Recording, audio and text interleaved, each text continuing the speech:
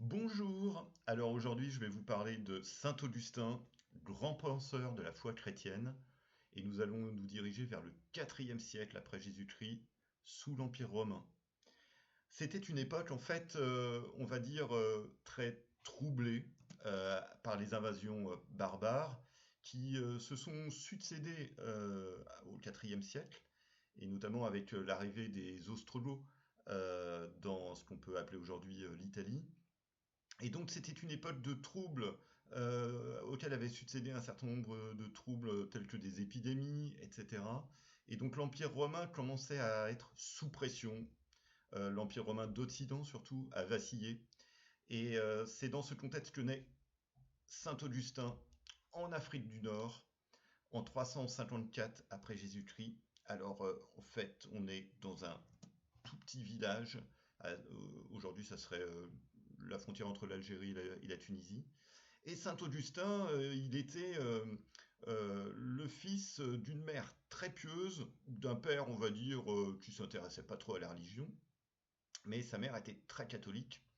On l'a envoyé faire des études, mais c'était au départ quelqu'un d'assez, on va dire, non pas turbulent, mais qui s'intéressait pas vraiment aux études, qui était un peu chapardeur, puisqu'il sera marqué par un épisode qu'il a lui-même relaté plus tard dans les Confessions, qui s'appelle le vol des poires, où Saint Augustin a volé avec une petite troupe des poires, et ensuite il savait pas que faire de son butin, il a remis les poires à des cochons, et il sera marqué par cet épisode qui, quelque part, nourrira une sorte de mea culpa, et Saint Augustin sera le penseur du mea culpa à la chrétienne, on pourrait dire ainsi. Mais on est au début de sa vie et Saint Augustin, étudiant, parvient néanmoins à aller à Carthage et à faire ses études, des études de rhétorique, de grammaire, de droit. Et là, on peut dire que Saint Augustin est un peu, on va dire, grivois. C'est pas encore Saint Augustin, c'est Augustinus Aurelius. Et c'est un étudiant qui aime le bien vivre, les plaisirs de la vie, etc., etc. Alors Saint Augustin va trouver concubine et non pas femme, au grand désespoir de sa mère Monique. Et Saint Augustin vivra, on pourrait dire aujourd'hui ou à cette époque-là, dans le péché. Et il va longtemps nourrir une sorte de mea culpa aussi par rapport à ce début de vie, on va dire, pas vraiment dans la foi chrétienne telle qu'on l'entendait à l'époque ou tel qu'on l'entend aujourd'hui.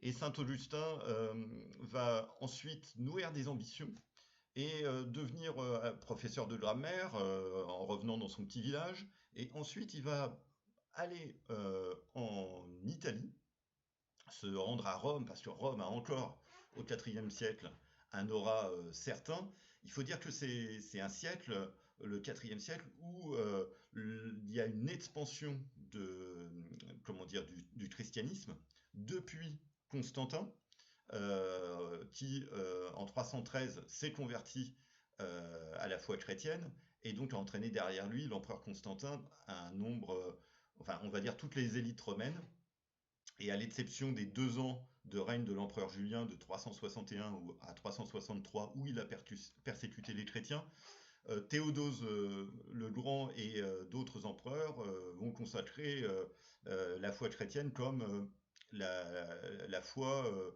la religion de l'Empire romain.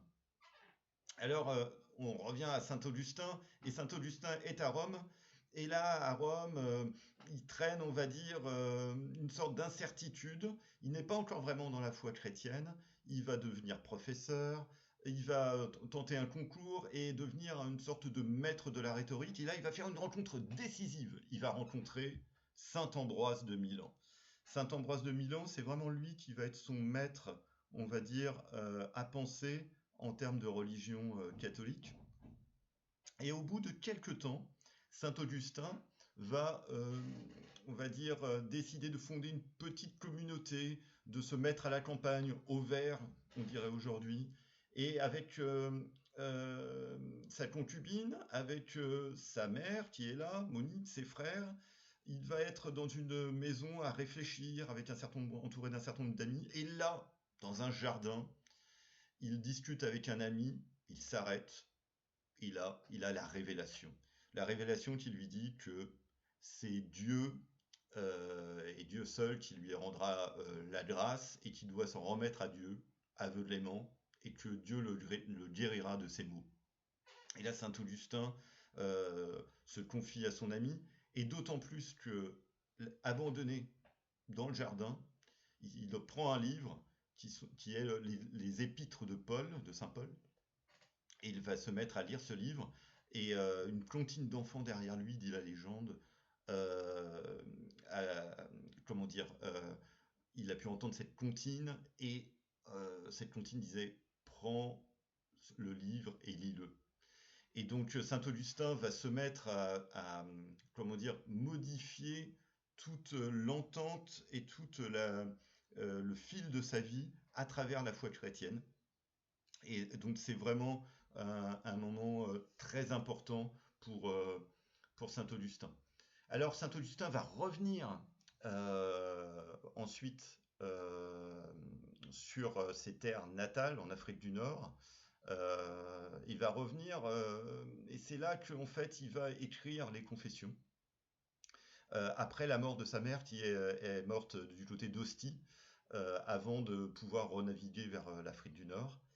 Et il va écrire dans ses confessions, on va dire, le point de vue particulier d'un homme qui a décidé de euh, se confier à Dieu finalement. Et la foi de saint Augustin est une foi qui est animée de raison et animée d'argumentation. C'est, on va dire, la foi de quelqu'un qui sait écrire, sait faire de la rhétorique et qui n'est pas, on va dire, une foi instinctive, mais une foi raisonnée. Saint Augustin va revenir en Afrique du Nord et il va devenir évêque d'Hippone, choisi par la population. Et il restera plus de 30 ans évêque d'Hippone. Là, il a déjà environ 45 ans, donc on va dire qu'une bonne partie de sa vie est faite, mais c'est un tournant pour lui, c'est le tournant de la quarantaine. Et Saint Augustin, on va dire, va désormais être une figure euh, tutélaire du monde chrétien, une figure reconnue parmi ses pairs. Il va livrer un certain nombre de combats contre les manichéens, bien qu'il fût, on va dire, ami des partisans du prophète Mani. Le manichéisme, c'était, on va dire, une sorte de secte qui défendait l'idée qu'il y avait le bien, le mal, et qui mettait à égale distance Satan et Dieu.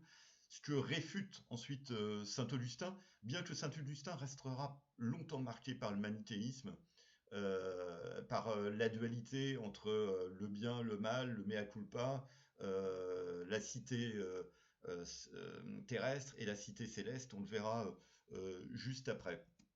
Alors, il va être marqué, saint Augustin, par un événement et des événements troubles, et notamment le sac de Rome, puisqu'en 410, les troupes du Goth Alaric finissent par rentrer dans Rome, saccager, piller, laissant néanmoins les églises, on va dire, de côté, mais pillant toute la ville, massacrant ses habitants.